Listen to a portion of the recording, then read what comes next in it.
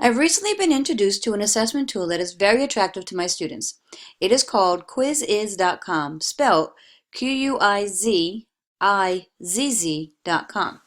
The site is similar to another site that can be used for assessments called Kahoot.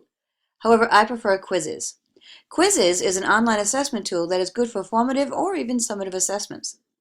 The way that Quizizz works is with the teacher first creating a multiple choice quiz after they have created an account and logged in. So I will do that right now.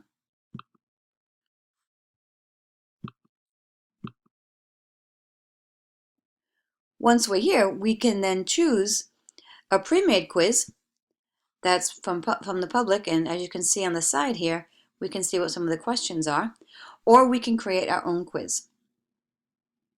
We can also take a quiz that's been pre-made and edit it to our liking and add our own questions or create new questions to add to it. Images can be added to questions to make them more interesting or to use as part of the question, such as a map. Questions and answers can also be presented in different colors, making this adaptable for students with different learning styles. Once the quiz is set to the teacher's liking, then a code is provided for the quiz. So, for example, if I go to a quiz that I already started, a practice quiz, I could finish editing it. I can add an image. I would have to have checked the image prior to this and copied a URL, but I can then take that image and add to it. I can type the question in here, and I can type the question in different colors. With each question, I'm given 3 potential options, and then I click which one is the correct option. When I'm done, I click Finish. I can also add new questions.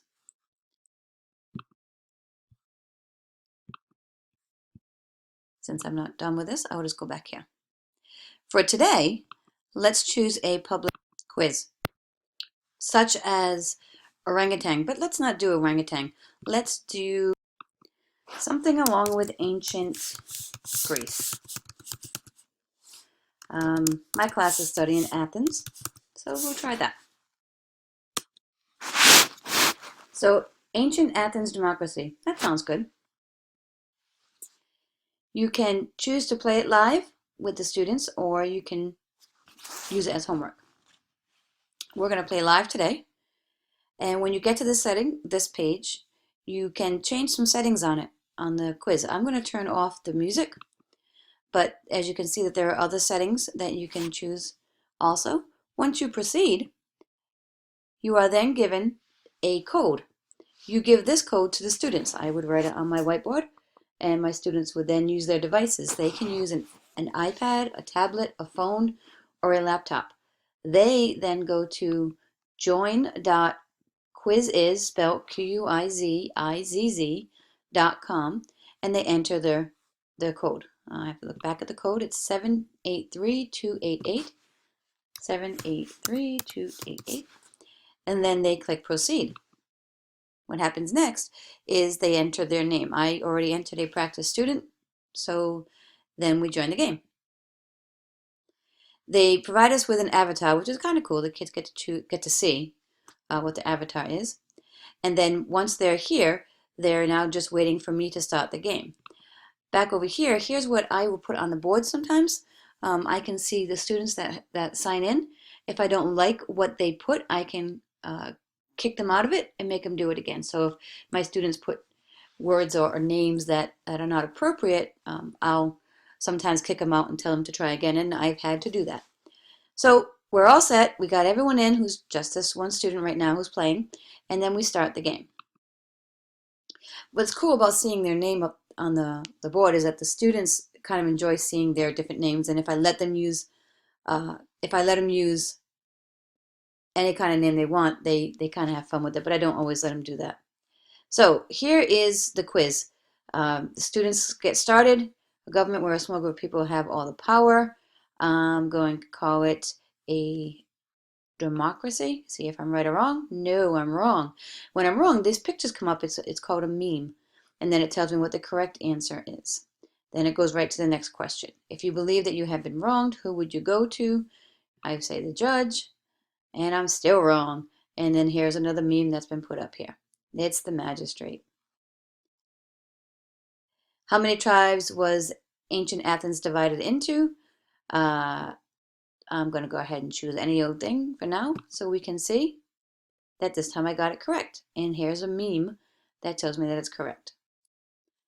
And now that was enough to show you the score. You can always exit the game in the middle, and then they're waiting for the next one. As a teacher, I can then end the game, and during the game, I can see the questions that have been answered and how students are doing when we do it live. So I get an idea of kind of how everyone is doing. But I'm going to end the game for now. And here I get an overview of what was going on and how people were doing. Because the questions were randomly selected, students weren't all getting the same questions, so students sitting next to each other wouldn't necessarily get the same questions. These are the questions that were presented before the game ended. So this is one of the cool things about quizzes. When we're done, I could go back, or I could just hit the back button. The other thing is when we proceed the game, there is a way of sharing it to Google Classroom. So you don't have to present it as a code. You can actually just share it in Google Classroom. And as you can see, when I start a new game, I get a new code.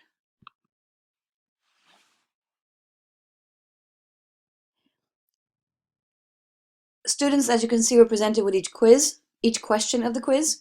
They choose the correct answer and received immediate feedback, along with encouraging sayings and pictures, which you saw called memes. This is like a game as the students see where they rank. If you notice at the end of each question, they were being shown where their ranking was. Their ranking is based on the entire class or whoever is participating. At the end, students are shown their final score. The teacher can then download the students' responses in an Excel spreadsheet. So let me show you how that works. I can go to my reports, then I'll go to completed quizzes, and I'll do an orangutan quiz that I played with earlier. Here were the questions for the quiz. Here was the accuracy of the questions. There were only 6 questions and there was only 1 player. You can kind of look at the quiz this way and look at the report with all the questions, or you can download an Excel sheet. The Excel spreadsheet provides much information that can be used to analyze students and drive instruction. Each question is on the spreadsheet with the number of students who answered that question correctly, the number who answered incorrectly, and the number who did not attempt to answer it. Let's see if I can download this spreadsheet now. Here it is. We open it up.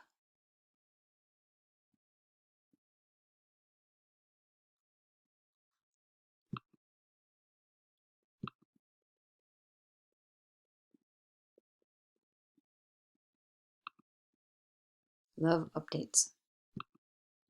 So here we go. Here are the questions. And let's see if we can't make this bigger for us. Here is a question. And here are the number correct, the number of students that got it incorrect, and the number of students that hadn't attempted this yet because maybe it ended early or they just didn't want to answer the question. It provides a total accuracy for the class as a whole and then shows each individual student and their answer. So here's the accuracy for the whole. And this is the student, practice student 1. And here's what practice student answered. So this was the answer for where do orangutans live? It was Sumatra and Borneo. And down here it tells me when the student started there, and this also tells you the IP address. Not sure what we need it for, but we never know. The incorrect answers are highlighted in different colors if you notice, making it easy to see those students who struggled and which questions they struggled with. So fish was a wrong one. I don't know what that question was. I guess it's not there right now. How much do orangutans weigh? Answered as 300 pounds, so clearly that might be an area that needs to be looked at again. This allows a teacher to decide if reteaching the whole class for a skill or concept is necessary, or if it would be better to connect individually or in small groups. Let me see if I can show you another one.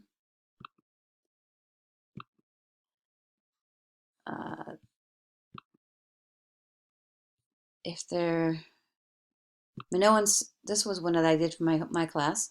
I download the spreadsheet really quickly, hopefully.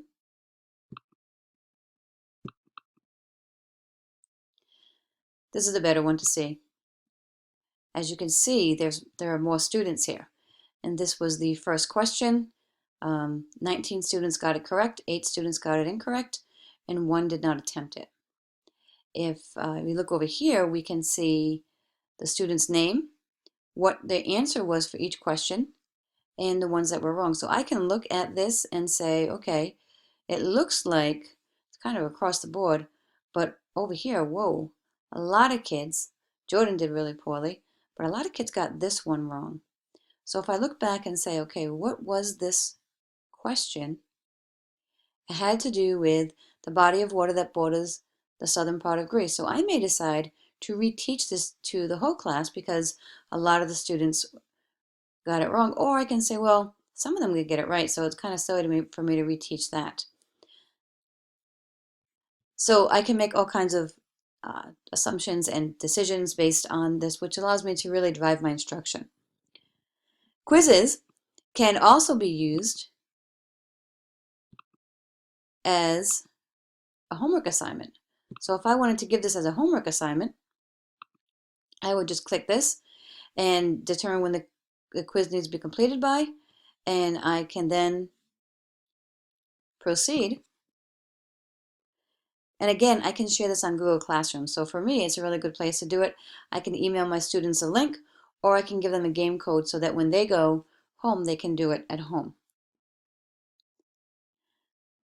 The teacher sends a link, and the students can complete it at home, or we do a code. This is good as a pre-assessment prior to a lesson, and can help me decide how much information the students already know. Using quizzes in this capacity can also drive my instruction because I can say, hey, some of this they already know. I don't need to teach it. There are many benefits to using this tool. One of the obvious ones is that it's an assessment tool that uses technology and grades it for you. That's kind of a lot of fun.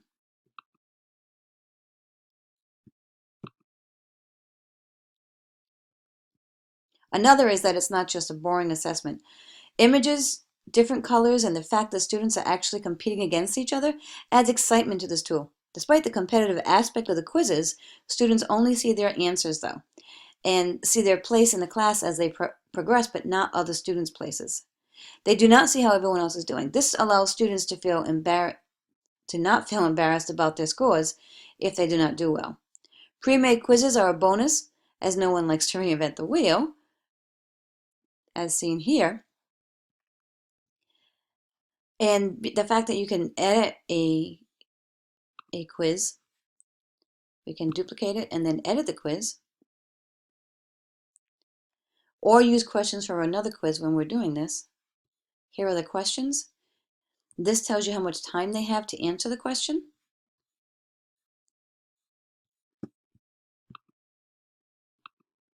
This helps us to see the answers to the question. If I decide I want to add another question, I can go ahead and do that through the editing tool. If I don't like one of the questions, it doesn't fit what I've taught them, I can take the question out. This ensures that all the material that I'm teaching is appropriate to what it was taught. As with everything, of course, there are some cons. Like Kahoot, there's a danger that students will focus on being first and not on actually getting the answers correct.